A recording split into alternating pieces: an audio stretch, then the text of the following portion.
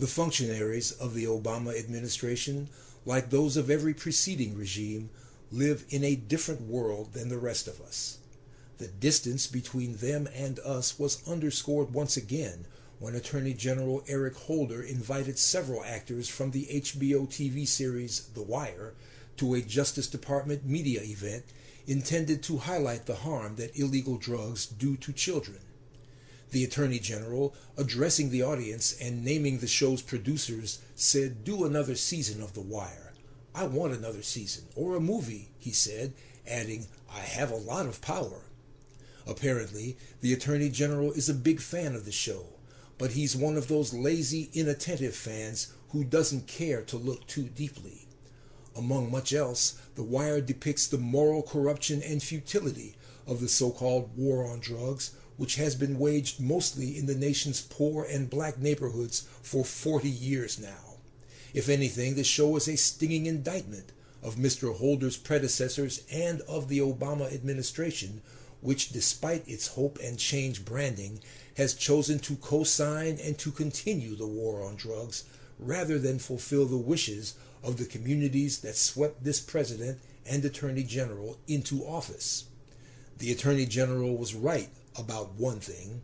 He does have a lot of power, and even a light-hearted remark from so powerful an individual deserves an appropriate response. That response was not long in coming. "The Attorney General's kind remarks are noted and appreciated," replied the show's producer, David Simon. "I've spoken to Ed Burns, and we are prepared to go to work on Season 6 of The Wire if the Justice Department is equally ready to reconsider and address its continuing prosecution of our misguided, destructive, and dehumanizing drug prohibition," unquote. In other words, use your power, Mr. Attorney General, to end the war on drugs, and we'll use ours to make another season of The Wire. This week will mark the 40th anniversary of the war on drugs, originally proclaimed by President Nixon.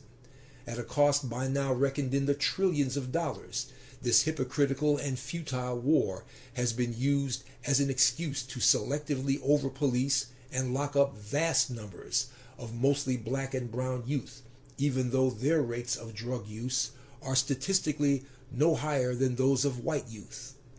One of the Obama administration's most listened-to promises in black America was the pledge to do away with the long-standing 100-to-1 difference in penalties between crack and powdered cocaine.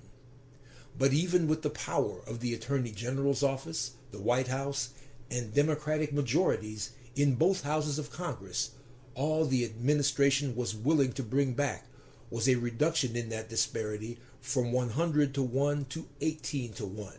And that was mostly achieved by raising the penalties for powdered cocaine. Eric Holder and the Obama administration have a lot of power, to be sure. They're just not interested in using it for the people by ending the war on drugs. For Black Agenda Radio, I'm Bruce Dixon. Find us on the web at www.blackagendareport.com.